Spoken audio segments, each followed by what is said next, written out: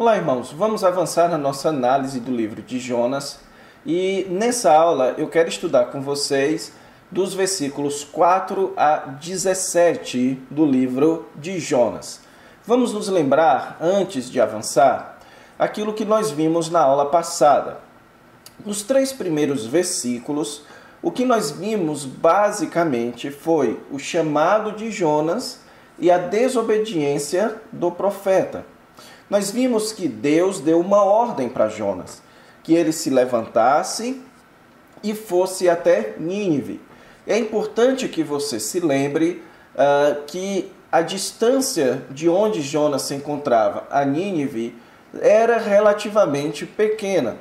Porém, Nínive era uma cidade extremamente inimiga de Israel ou do povo judeu, certo? Nínive era a capital da Assíria, que era um império oposto, inimigo da nação de Israel, ok? E então, Deus mandou que Jonas fosse até lá e clamasse contra aquela cidade.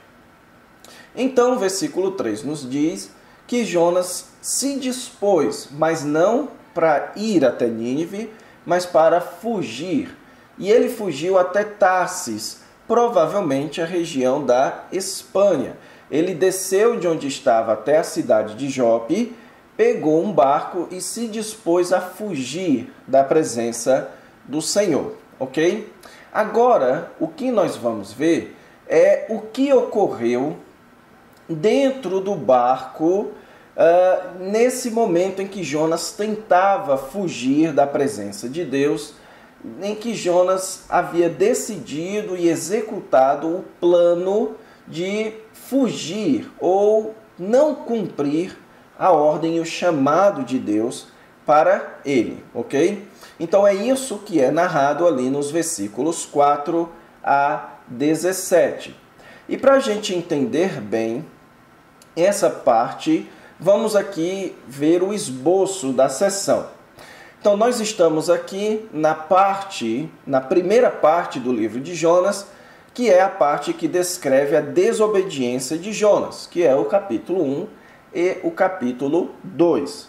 Nessa parte nós temos 3 etapas. Primeiro você tem a comissão do profeta, depois a desobediência do profeta e então as consequências da desobediência.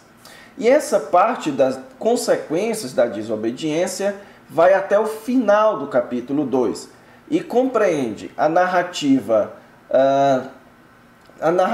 do temporal ou da tempestade em alto mar, enquanto Jonas estava no barco, a entrada de Jonas dentro do peixe e a permanência de Jonas por 3 dias dentro do grande peixe, e a oração que Jonas fez dentro do peixe e a libertação dele de lá, ok? Então, nessa aula nós vamos focar nessa narrativa da tempestade em alto mar e na próxima aula, então, no que ocorreu dentro do peixe enquanto Jonas estava lá, ok?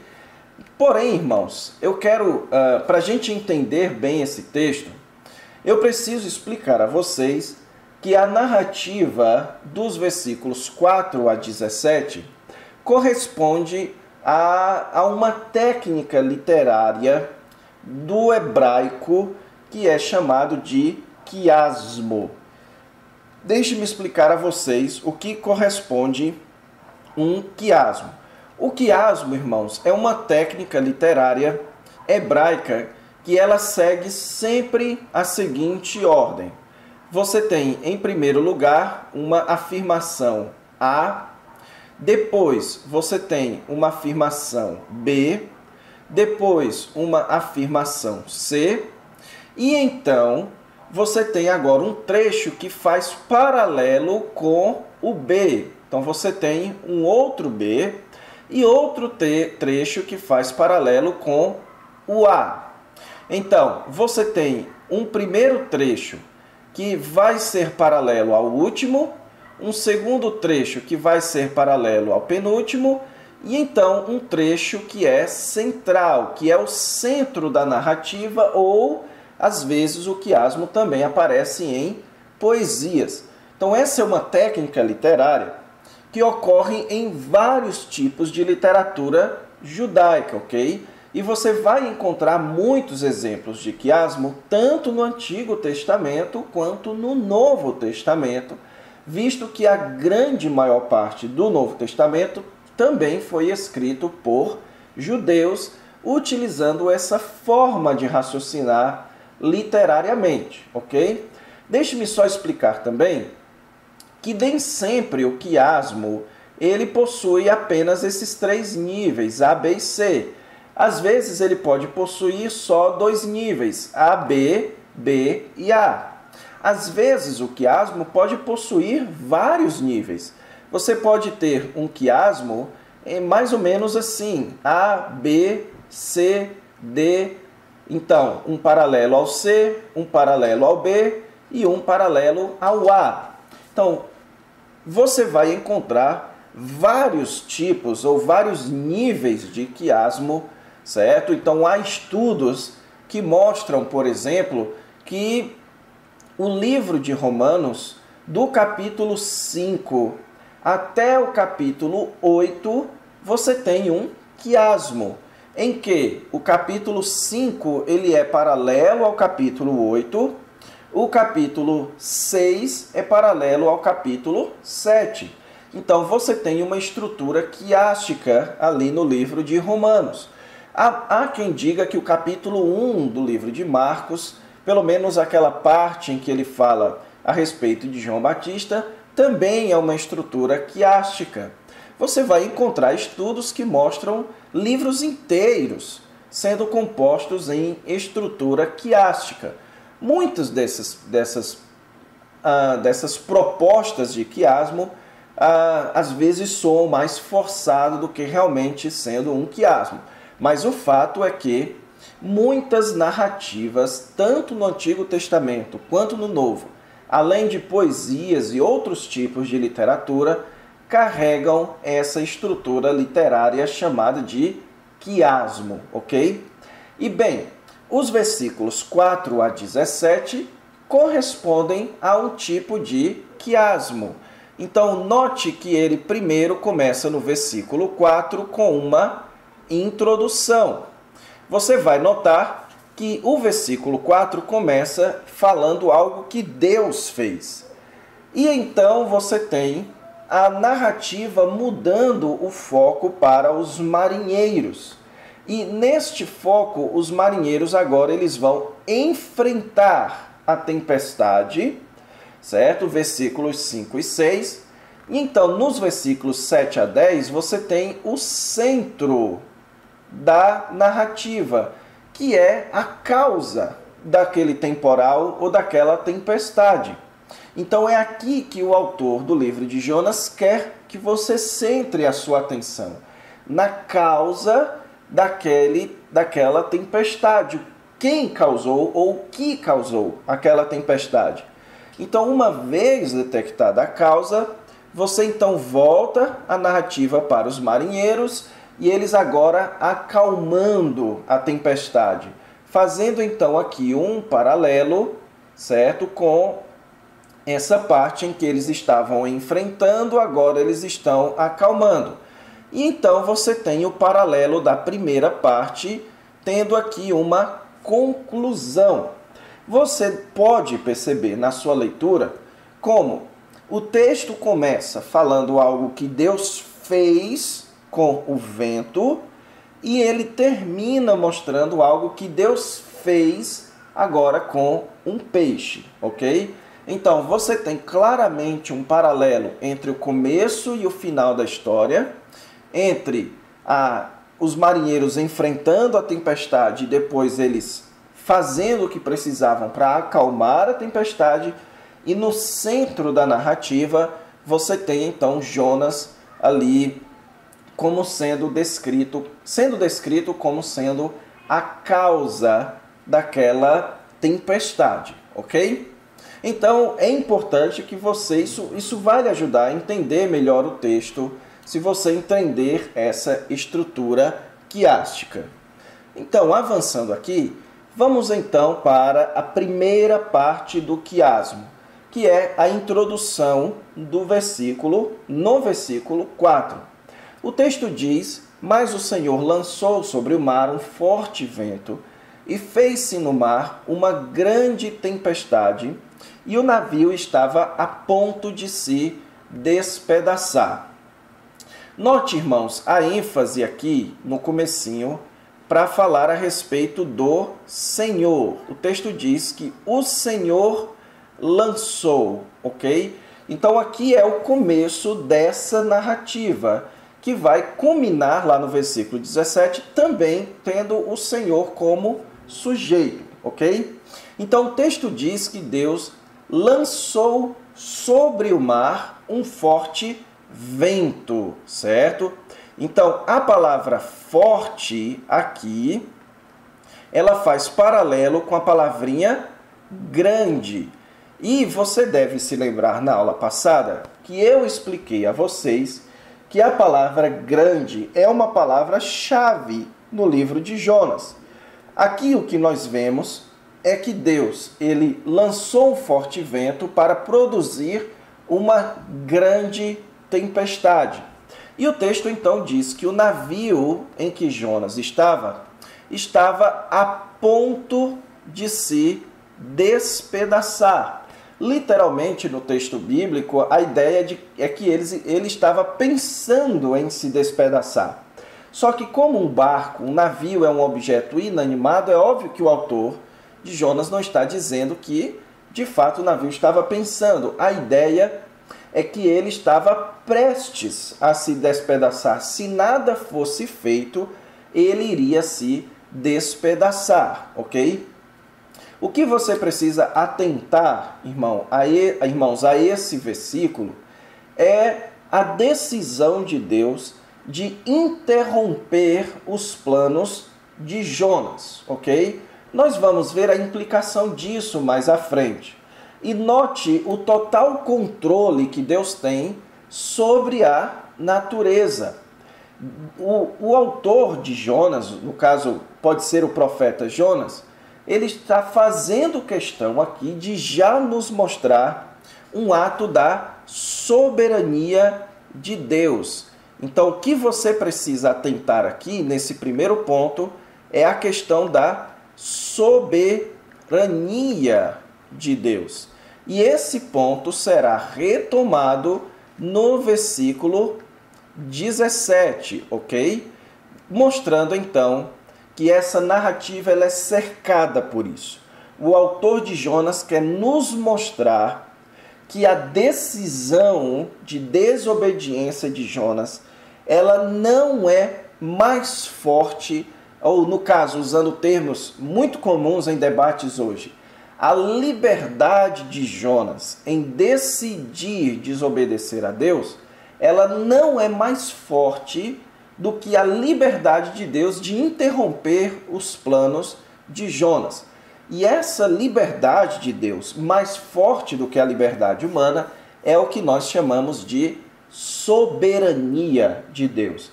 Deus, ele aqui está demonstrando ser soberano sobre a natureza e soberano sobre os seres humanos. Ele é soberano sobre a natureza ao conseguir mover a natureza segundo os seus propósitos, e ele é soberano sobre os seres humanos, sendo capaz de interromper os planos humanos, também segundo os seus propósitos, ok? Então a narrativa ela prossegue agora centrando a atenção em outros personagens, no caso aqui, os marinheiros, ok? Então, a partir de agora, os personagens centrais serão os marinheiros. E o texto de Jonas nos diz que eles estavam cheios de medo. E como bom narrador, você vai perceber que durante a narrativa, ele vai aqui seguir uma técnica literária também chamado de progressão, certo? É um tipo de figura de linguagem, em que ele começa falando de cheio de medo, e à medida que a narrativa prossegue, eles vão aumentando ainda mais o seu medo. No momento, o medo deles era em relação ao temporal, aquela tempestade que estava acontecendo.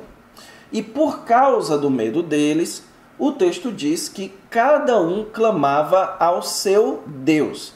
Provavelmente, irmãos, esse cada um aqui, também se referindo a um Deus individual, expressa que naquele barco havia pessoas de diferentes nacionalidades, ok? Ou então que eles eram de uma região com vários tipos de divindade, que cada um seguia a sua própria divindade. Agora note que o texto diz que eles, cada um, clamavam ao seu Deus. Agora veja um elemento interessante que Jonas coloca aqui. Diz que eles lançavam ao mar a carga que estava no navio. Esse lançava ao mar, você vai perceber que faz paralelo com o versículo 4. Pois o versículo 4, ele diz aqui que Deus, ele lançou sobre o mar um forte vento. E agora os marinheiros lançaram sobre o mar a carga que estava no navio, e depois vai nos dizer que os marinheiros lançaram ao mar o próprio Jonas. Então isso é o autor de Jonas querendo nos mostrar também esta progressão. Deus lançando ventos sobre o mar, os marinheiros lançando objetos sobre o mar, e depois o próprio Jonas sendo lançado sobre o mar, mostrando o completo controle de Deus para que cada coisa acontecesse até que Jonas fosse ao fundo do poço, como nós chamamos, ok? E bem, o texto diz que eles lançaram ao mar a carga que estava no navio. Nós não sabemos aqui, certo, que carga era essa que eles estavam levando ou estavam jogando no mar. Mas o autor aqui nos conta que eles fizeram isso para aliviarem o peso da carga de dentro do navio, ok? Então o desejo deles era que o navio ficasse mais leve e por isso não fosse tão fácil assim de tombar, certo? Agora, note um detalhe aqui no versículo 5. O texto agora passa dos marinheiros para falar a respeito de Jonas. Só que enquanto os marinheiros estavam cheios de medo, Jonas, ele, porém, estava a dormir profundamente. Note aqui o amplo contraste entre os marinheiros e Jonas. Muito tem se especulado sobre o porquê que Jonas estava dormindo profundamente. Alguns sugerem que esse dormir profundamente era um sinal de que Jonas estava de fato interessado era em morrer, certo? Ou seja, ele não estava nem um pouco preocupado com o temporal, porque se aquele barco afundasse era isso mesmo que ele queria. Outros sugerem que, na verdade, Jonas dormia profundamente por uma questão irônica aqui, que enquanto os marinheiros estavam cheios de medo, porque achavam que eram algum sinal de juízo contra Deus em relação a eles, Jonas estava perfeitamente satisfeito em ter escapado da presença de Deus. Então, a ideia que muitos têm é que Jonas dormia profundamente porque ele estava calmo, ele estava tranquilo, porque ele achava que havia se livrado daquela ordem difícil da parte de Deus. Bem, o texto não nos explica por que Jonas dormia profundamente. O fato é que o autor aqui está querendo claramente fazer uma distinção irônica, que enquanto os marinheiros estavam amplamente perturbados, Jonas dormia profundamente. Mas eu quero lembrar a vocês também um outro detalhe que eu comentei na aula passada. Eu disse a vocês que outro termo-chave no livro de Jonas, pelo menos aqui no primeiro capítulo, é o verbo descer. Então, Jonas, ele havia descido ao porão. Então, lembre-se que no versículo 3, se eu não me engano, diz que Jonas desceu a Jope para pegar um barco. Ao pegar o barco, ele desceu ao porão. Então, note também, mais uma vez, esse tipo de progressão. Que enquanto Jonas se afastava de Deus, mais o seu movimento era descendente, ele descia. Isso não é à toa, irmãos. Esse tipo de narrativa, contando uma história de cunho teológico, não é à toa que ele escolhe determinado termo e cita esse processo de descida, ok? Então, o versículo 6 nos diz que o mestre do navio, ou o que nós chamamos de capitão, então, passa dos marinheiros para Jonas, e agora o mestre do navio, procurou Jonas e fez algumas perguntas para ele, dizendo: o que se passa contigo agarrado no sono? Então, o mestre do navio ficou surpreso pelo fato de Jonas estar ali dormindo como se nada tivesse acontecido. O texto então diz: levanta-te, invoca o teu Deus. O interessante aqui é que a ordem que o marinheiro ou o capitão dá, ela é muito semelhante à ordem que Deus havia dado para Jonas. Essa palavrinha, levanta-te, é a mesma palavrinha lá para dispõe-te para ir a Nínive. E a palavrinha aqui, invoca, é a mesma palavrinha para clamar contra Nínive. A palavrinha lá, clamar. Então a ideia aqui é: levanta-te e clama ao teu Deus. Então, o que o autor de Jonas aqui, no caso Jonas, está querendo nos informar é o quanto, olha só, essa progressão. Você percebe a narrativa como tem uma série de progressões. Jonas havia desobedecido à ordem de Deus. E agora ele estava se sujeitando à ordem de um capitão. Uma ordem semelhante à de Deus, agora ele estava se submetendo a uma ordem de um capitão pagão de um barco. Então, mostrando mais uma vez esse processo de decadência do profeta. O quanto o afastamento dele de Deus colocou ele em situações ainda mais inferiores. Jonas, como um profeta de Deus, estava desobedecendo a ordem de Deus, sujeitando-se agora a ter que obedecer a uma ordem de um capitão pagão ali naquele barco, ok? Então, os versículos 5 e 6 mostram, então, aquele momento em que eles estavam enfrentando a tempestade com muito temor, sendo que Jonas estava tranquilo, certo? Agora, vamos para o centro dessa narrativa, que é o momento em que eles procuram e descobrem a causa daquele tempestade. Então, agora, o texto vai nos mostrar como eles fizeram para descobrir a causa daquela tempestade, certo?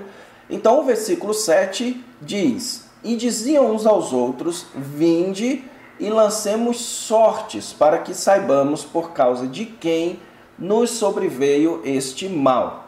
Note aqui, irmãos, a menção deles lançarem sorte.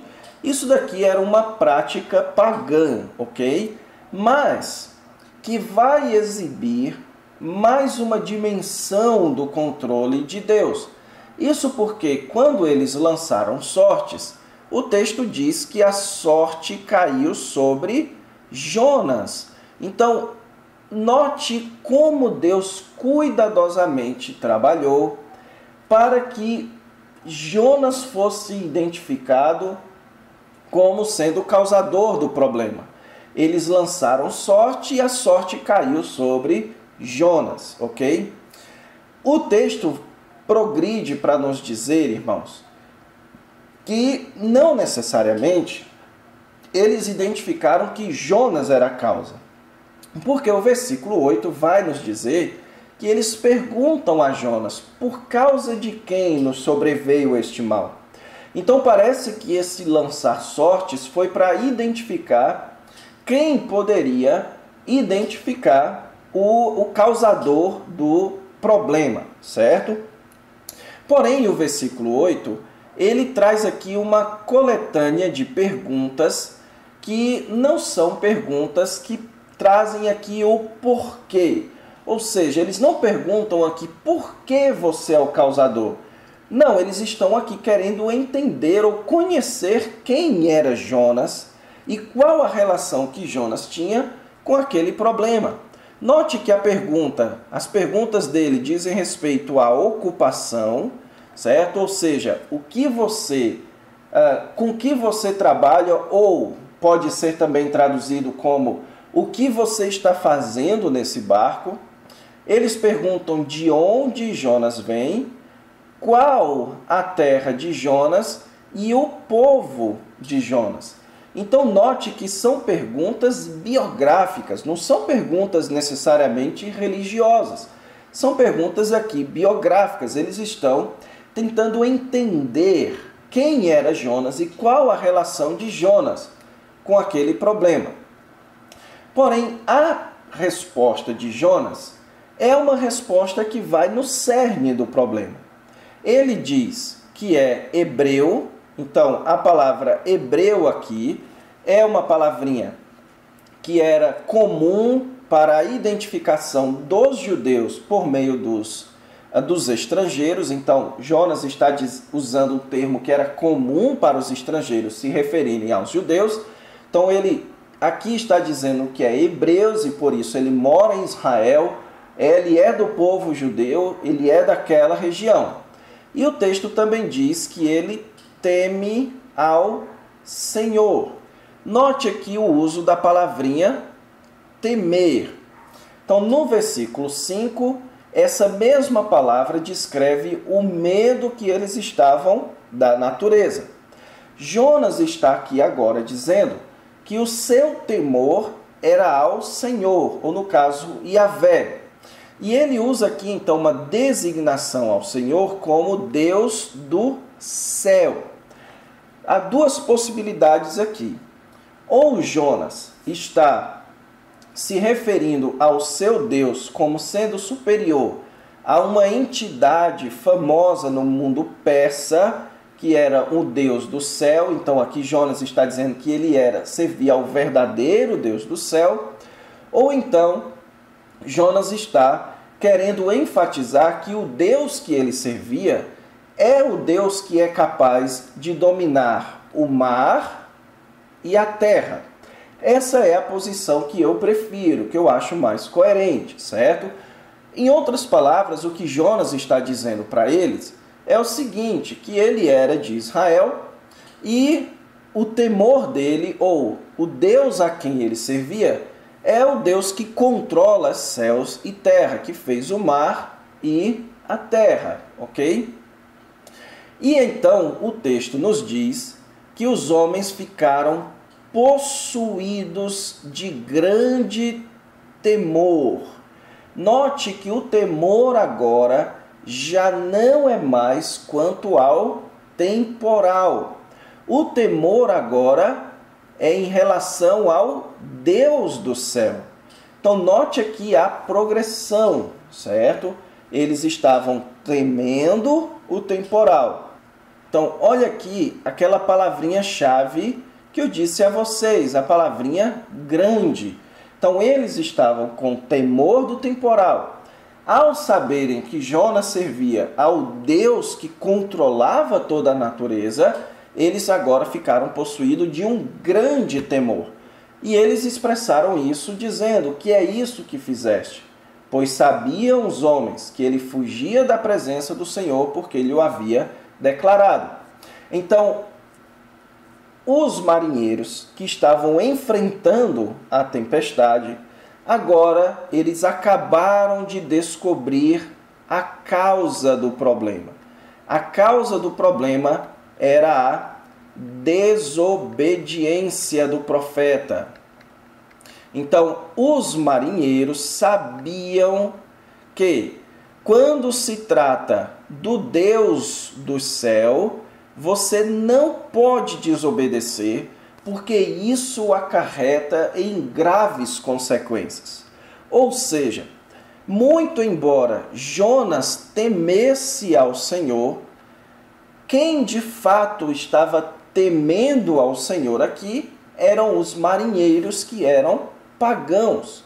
Então, o autor do livro aqui, irmãos, está fazendo um comparativo, mostrando como os marinheiros eram mais prudentes e sábios em relação a como lidar com o Deus dos céus do que o próprio profeta de Israel.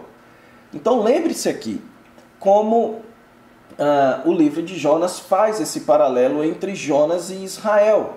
Então a própria nação de Israel não entendia o temor que deveriam ter a Deus, enquanto as outras nações, quando conheciam esse Deus, o temiam devidamente. Então aqui você vai ver Jonas não temendo ao Senhor, sendo ele profeta de Israel, e os marinheiros temendo ao Senhor, sendo eles pagãos e estrangeiros de Israel. A mesma coisa vai se repetir no capítulo 3 e 4. O povo de Nínive temendo ao Senhor e Jonas, mais uma vez, não temendo. Então, ao descobrirem a causa, eles agora começam a tomar as providências para acalmar a tempestade. Então, o versículo 11 mostra aqui uma pergunta bem interessante deles. Que te faremos para que o mar se nos acalme? Então, veja que eles haviam descobrido que Jonas era a causa do problema, mas eles não sabiam o que fazer. Então Jonas responde: tomai-me e lançai-me ao mar. Então lembre que eu expliquei a vocês a progressão em torno da palavrinha lançar. Deus lançou vento ao mar, os marinheiros lançaram cargas ao mar, e agora era Jonas que deveria ser lançado ao mar. E Jonas então diz que era por sua causa que veio grande tempestade. Olha a palavrinha grande aqui novamente. Agora o versículo 13 nos mostra mais uma demonstração de como aqueles homens temiam mais o Senhor do que o próprio Jonas. Porque o texto diz que eles remavam, eles não ouviram a ordem de Jonas de lançá-lo ao mar. Eles ainda assim se esforçavam para alcançar a terra.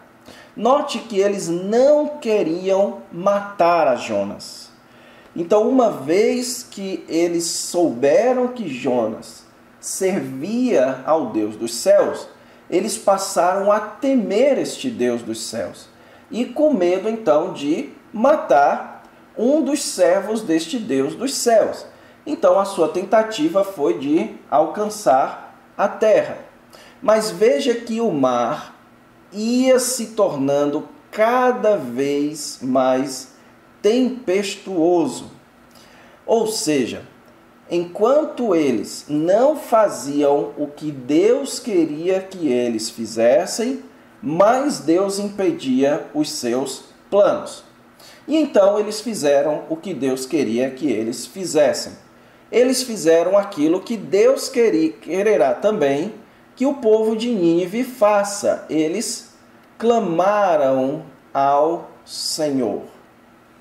Então Deus trabalhou a tempestade para que eles viessem a clamar ao Senhor. Por meio da ruína do profeta, pessoas de outros povos chegaram a clamar ao Senhor. E então eles clamaram ao Senhor, pedindo que, ao jogarem a vida daquele homem, Jonas, ao mar, eles não fossem punidos.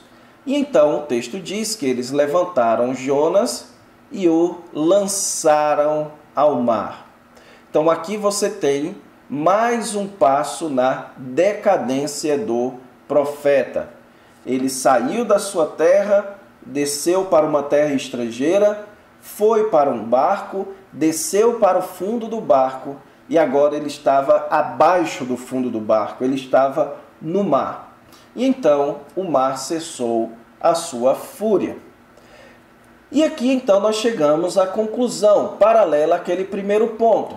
Note então que agora o personagem principal voltará a ser o Senhor.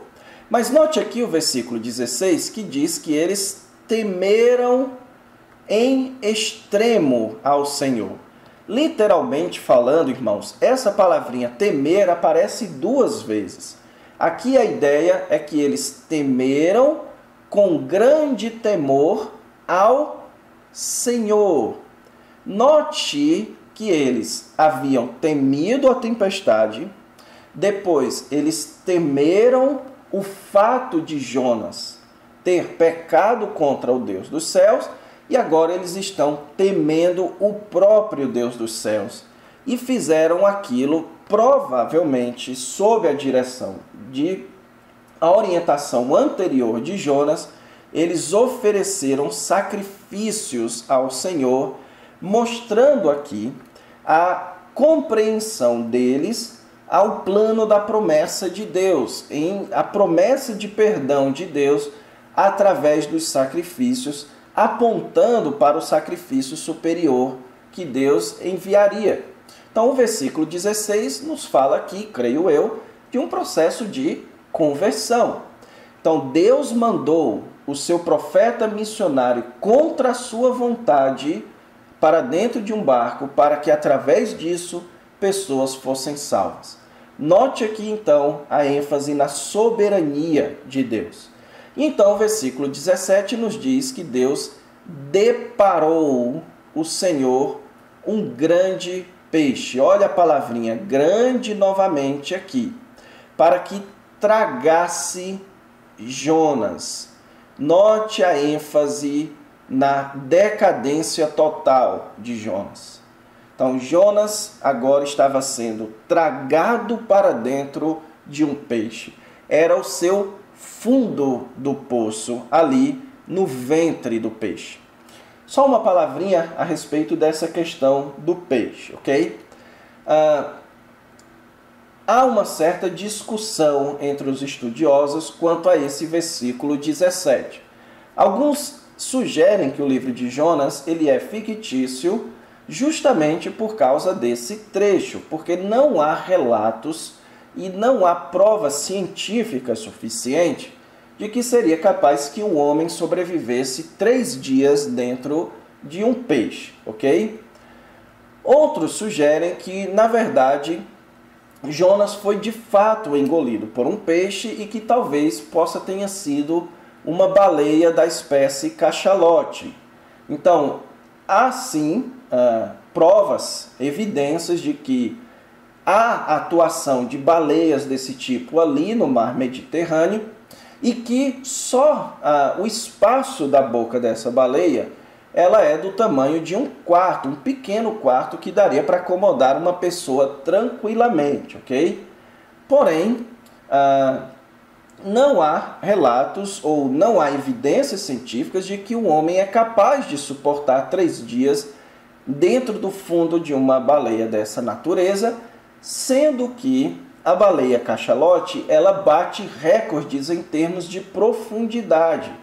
Então, ela estava servindo como uma espécie de submarino para Jonas. Só que sem aquele trabalho de despressurização de um submarino, Jonas certamente morreria dentro da baleia. O que eu entendo, irmãos, aqui é que de fato Jonas foi engolido pela baleia, porque Jesus considera esse evento como histórico. Ele diz, assim como Jonas passou 3 dias no ventre da baleia ou do peixe, assim o Filho do Homem também passará 3 dias na terra. Então, eu creio que há pouca dúvida se nós deveríamos considerar isso como um evento verídico ou não. Agora, Cientificamente falando, é possível que Jonas tivesse sobrevivido por 3 dias dentro do peixe? Eu creio que não, ok? Então, como a gente explica isso daqui? A resposta é milagre. Assim como é possível um ser humano andar sobre as águas? Não. Então, como Jesus andou? Por um milagre. Então, o texto vem falando que Deus controla a natureza, que Deus conduziu as circunstâncias para salvar aqueles homens. Você tem um trabalho minucioso da parte de Deus. E qual seria então a dificuldade de acreditar que aqui você tem uma ação miraculosa da parte de Deus, sustentando o seu profeta com vida dentro da baleia, para que ele experimentasse a profunda decadência da desobediência de Deus como uma exibição para a nação de Israel? O quanto Israel iria chegar na sua própria decadência por causa da desobediência a Deus, ok? Então, tendo entendido o texto, vamos rapidamente aqui para 2 aplicações. Primeiro, nós aprendemos com esse texto que a soberania divina se estende a quaisquer elementos da criação. Tanto aquilo que não possui vontade, como é o caso do vento, que Deus conduziu, e o peixe, quanto aquilo que possui vontade, Jonas e os marinheiros. Deus tinha controle sobre elementos que não têm volição? Sim, ele tinha controle sobre o vento, ele tinha controle sobre os peixes. E Deus tem controle sobre seres livres, como é o caso dos seres humanos? Sim. O que Deus queria que acontecesse com Jonas, aconteceu. Então, a liberdade que Deus deu para Jonas e os marinheiros, ela é extremamente limitada à soberania de Deus. O que Deus quis que acontecesse, no final das contas, aconteceu. Deus quis que aqueles homens crescem na promessa e fossem salvos, eles creram. Deus quis que Jonas chegasse na decadência por causa da sua desobediência, Jonas chegou.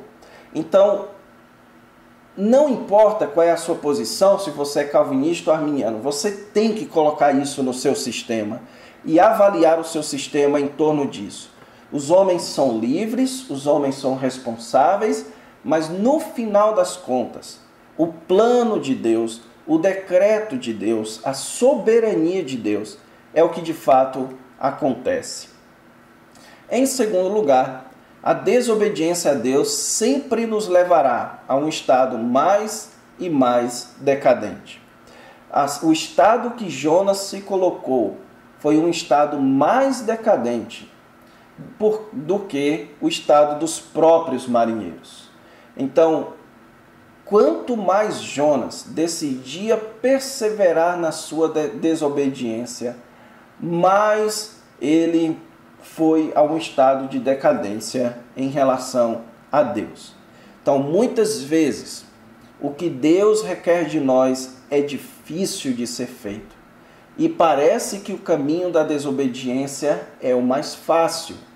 Porém, como Salomão nos adverte no livro de Eclesiastes, no final das contas, ter uma vida de pecado e desobediência a Deus é correr atrás do vento. E no final das contas, a decadência virá. Então é sempre melhor obedecer a Deus, mesmo sendo isso o mais difícil a ser feito em determinados momentos, ok? Então é isso, irmãos. Vamos encerrar aqui a nossa aula. Até a próxima aula.